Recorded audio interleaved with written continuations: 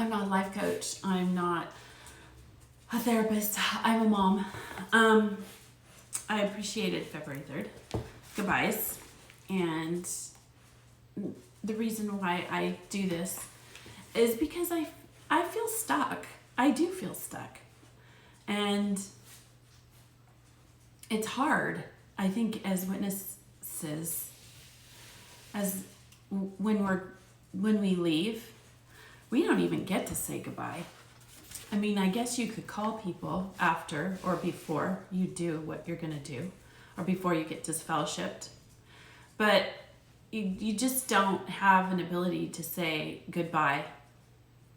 I have friends that I have left behind, and it is saddening because I didn't even talk to her before I left. I just separated. She didn't really know what was going on, nor did I bother to tell her, because I knew it would just break her heart. So I didn't even bother to say goodbye. I knew it would be too much for her. And actually, I have two friends that this happened to. One friend, I called her husband, and I told him what I was going to do. And I never heard from him, and I never heard from my friend from high school. So I had called him to say goodbye. He was an elder, and he had some problems in the congregation.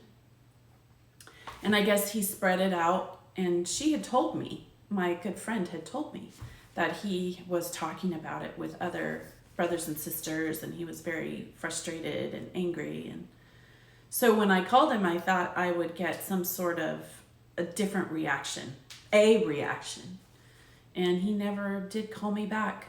And so there you go. So it is hard. And when it says, I felt like a child, afraid of being abandoned and terrified of being alone, wild with grief. I wasn't grief-stricken. I saw too much pain that my father had gone through. So I didn't want to feel that. I don't want to feel that. I have kids. I can't have them see me going through that. I mean, everyone's different, but I had a taste of what that is, that pain and that grief. And I was angry. I'm angry that these people have ruined lives. And I think that is what is the motivation through all of this. And at the same time, finding my serenity, right? Finding serenity, trying to find that I can make strong choices, take risks, and deal with anything that happens to me, right? As individuals. And once I had a taste of that life, and that I could be helped by my higher power and discover serenity, it was a great treasure. That I am capable of becoming more fully and more passionately myself through difficult situations. So, in the courage to change. Without this program, I could not have appreciated how truly wonderful my life can be in spite of difficult situations. And undoing the damage of the past.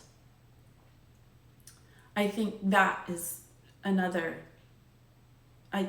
We have no book as Jehovah's Witnesses or cult members like this, but I find that this is it helps because it kind of breaks it down like an addiction. And I do believe that religion, to some extent, is an addiction. The way Jehovah's Witnesses worship is they don't allow you to feel. So that is kind of how drugs work. It makes it so that you don't feel. And mimicking the people around me, how I dealt with people who were disfellowshipped. I see how I dealt with it when it came to my father. I had absolutely no feeling for this man, and he was the one that would take care of me. The same with my husband. I noticed that I had absolutely no feeling. I couldn't. If I had feeling for him, it would mean that